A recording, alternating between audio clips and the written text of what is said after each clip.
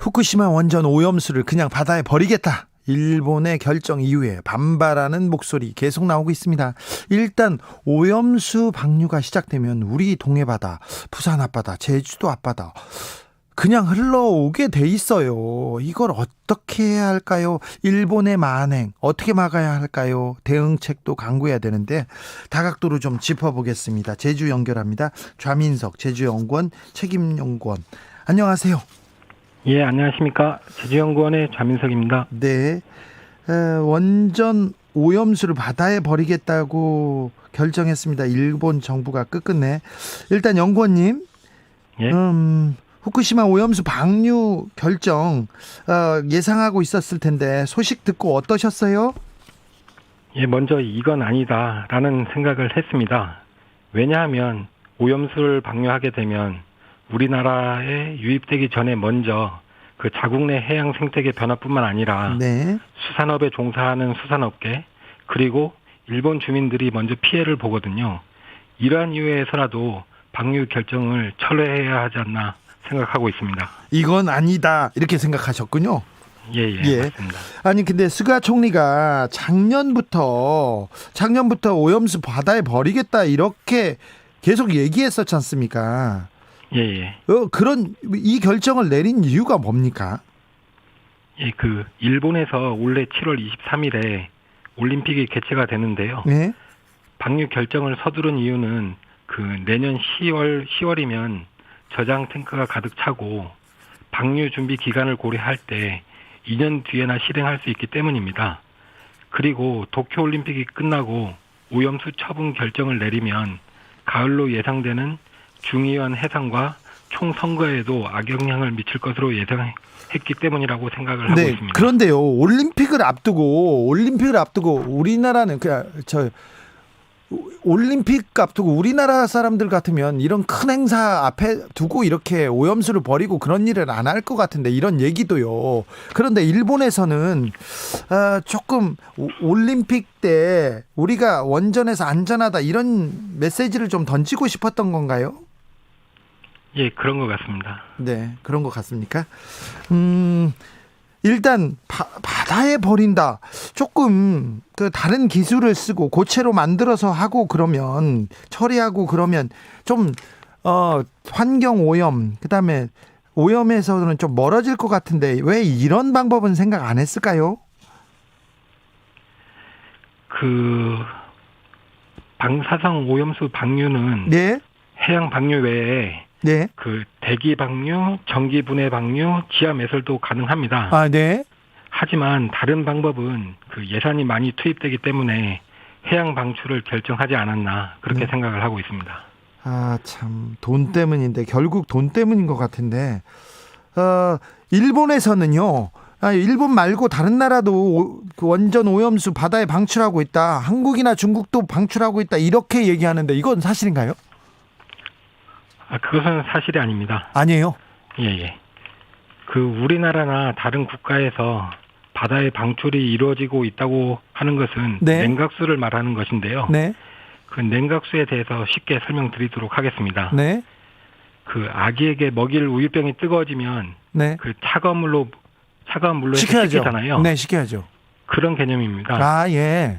방사성 물질이 들어있는 벽이 뜨거워지기 때문에 네. 이를 식히기 위해서 네. 바닷물을 끌어올려서 벽을 식히고 방출하는 것이 냉각수입니다. 아, 냉각수고 일본에서 네. 방류하겠다는 오염수는 그러면 어떤 물질인가요? 예, 그거는 이미 방사능에 오염된 오염수를 말하는 것입니다. 그렇죠. 그러면 우리가 지금 방출하고 있는 냉각수하고는 아예 비교 대상이 안 될 정도 안 되네요. 예, 비교 대상이 안 되는 겁니다. 그러네요. 예. 자, 일본에서 오염수를 해양에다가 바다에다 버린다면, 바다에 방류한다면 우리나라에는 어떤 영향을 미칠 거라고 예상하십니까? 예, 먼저 오염수를 방류하면 네. 해류를 따라서 제주도뿐만 아니라 우리나라 연안으로 유입될 것입니다. 예. 오염수가 유입되면 해양 생태계에 영향을 미칠 뿐만 아니라 우리나라 국민들이 수산물 기피 현상이 발생하면서 수산업계 종사자들에게 막대한 영향을 미칠 것이라고 생각합니다. 네. 또 시기에 대해서 물어보셨는데요. 네. 아직까지 우리나라에서는 정확하게 언제쯤 유입되고 얼마나 유입되는지에 대한 연구가 없습니다. 네. 왜냐하면 일본에서 방류하는 방류량과 방류 지점, 즉 표층이냐 심층이냐에 대한 정보를 확실하게 공개를 하고 있지 않습니다. 네. 또 방류의 시기나 바람, 해류 속도, 그렇죠. 수온, 염분 등 다양한 변수 등이 먼저 파악되어야 한다고 생각합니다. 네. 연구원님, 그러면 만약에 해양에 방류하면 후쿠시마 앞바다에다 버리는 겁니까? 일단은 먼저 후쿠시마 앞바다에서 방류를 하는 것입니다. 혹시 뭐 거기 그 오염수 탱크를 갖다가 다른 데서 버리지 않을까요? 저는요, 일본이 계속 약속을 안 지키고 있고 오염수 방류에 대해서 지금 그 데이터도 내놓고 있지 않아서 좀 믿을 수가 없어요. 지금까지 조금씩 바다에 오염수를 버리고 있을 가능성은 없나요? 조금씩 버릴 수 있는 가능성은 있다고 저는 생각을 하고 있습니다. 아, 그렇죠. 예. 그리고 다른 동네에다가 버리면 어떡해요? 그래서 동해나 제주도로 더 빨리 오거나 더 많은 영향을 미치려고, 아니면 일본에서 이 후쿠시마 앞바다에다가 버리면 도쿄 앞바다 쪽으로 이렇게 흘러가지 않습니까? 먼저. 예. 그러니까 그걸 피하기 위해서 다른 동네에다 버릴 가능성이 좀 있을 것 같습니다. 그 문제에 대해서는 방사성 물질을 이동을 시켜야 하기 때문에 네. 그것은 어렵고요. 쉽지 않습니까? 예, 네. 쉽지 않습니다. 네. 자, 크로시오 해류, 크로시오 난류인가요? 이 해류를 타고 흐를 가능성이 높다고 하는데 이 해류가 그러면 어디로 이렇게 경유해서 한국에 오게 됩니까? 예, 일단 후쿠시마는 일본의 동쪽에 위치하고 있기 때문에 네. 후쿠시마 해역에 흐르고 있는 쿠로시오 해류를 따라서 먼저 일본, 미국 적도를 거쳐 아시아로 되돌아온 후 대만 한류에 편승되어 제주 및 우리나라로 이동하게 됩니다. 그냥 제주 쪽으로 직행해서 올 가능성은 없습니까? 괜찮습니까? 그거는 미세한 해류도 존재하기 때문에 아직 네. 정확하게 뭐라고 말씀드리기는 어려울 것 같습니다. 아, 그렇군요. 제주도에는 어떤 영향을 끼치리라고 예상하고 있습니까? 일단 먼저 방사능 오염수가 유입되게 되면 그 수산업계에 상당한 영향을 미치겠죠. 예. 제주도 인근 해역에서 많은 수산 생물들이 어획이 되는데 네.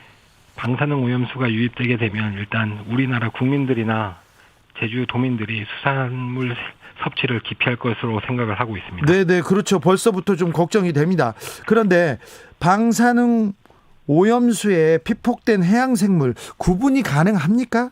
이렇게 또 검사하면 나옵니까? 예, 눈으로는 구별하기가 어렵고요. 예. 방사능을 측정하는 기구를 이용해서는 일일이 측정을 해야 하고 그러면 측정은 할 수 있습니다. 아, 그래요? 연구원님, 저는 또 일본에서 수입되는 수산물 있지 않습니까? 또 예. 믿을 수가 없어요. 이게 후쿠시마산이다, 어디에서 잡았다, 이것도 지느러미에 써놓는 것도 아니지 않습니까? 예, 아닙니다. 그죠? 예. 일본에서 들어온 수산물이 지금 일본에서 안 왔다 국내산으로 둔갑해가지고 팔리기도 하지 않습니까? 예, 그 부분에 대해서는 저는 잘 모르겠습니다. 그래요? 일본 전역에서 생산된 수산물 전면 수입 금지해야 되는 거 아닙니까? 이런 필요성은 어떻게 보시는지요? 일단 저는 당연히 수입 금지해야 된다고 생각합니다. 네. 일본에서 방사성 오염수를 방류하게 되면 네. 그 지역에 서식하고 있는 수산 생물들이 이동을 할 것이고 그렇죠. 이동하면서 방사성 오염수에 피폭될 것입니다. 네. 그리고 피폭된 수산물을 우리나라 국민들이 섭취하면 네. 인체에 쌓여 각종 암 등을 유발할 수 있기 때문에 네. 전면 수입 금지해야 한다고 생각을 하고 있습니다. 그렇습니다. 후쿠시마 거기에 지역구가 있는 것도 아니잖아요, 물고기가. 예. 제주 인근에서 잡히는 수산물은 괜찮을까요? 제주 어민들 걱정이 클 것 같습니다. 만약에 방사능 오염수를 방류하게 되면 제주 연안에도 유입이 되기 때문에 네. 당연히 피해가 클 것이라고 지금 생각을 하고 있습니다. 아, 그래요? 제주도에서는 어떻게 대응 방안을 어떻게 마련하셨어요? 예, 저는 일단 단계별 대응 방안으로 1단계부터 4단계까지 제시를 하였는데요. 네.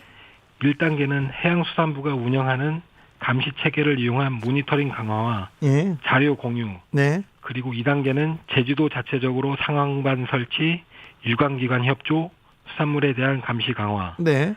3단계로는 방사성 오염물질 조사 지원, 선박 운항 통제 여부, 4단계는 방사성 물질 오염 지역의 선박 운항 통제, 수산물 유통 통제 등이 필요하다. 꼭 그렇게 제시를 하였습니다. 네.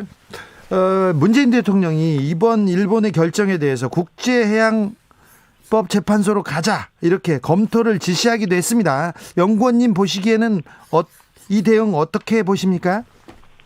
예, 저도 보고서에 네. 국제해양법 재판소에 제소해야 한다고 제시를 했는데요. 네.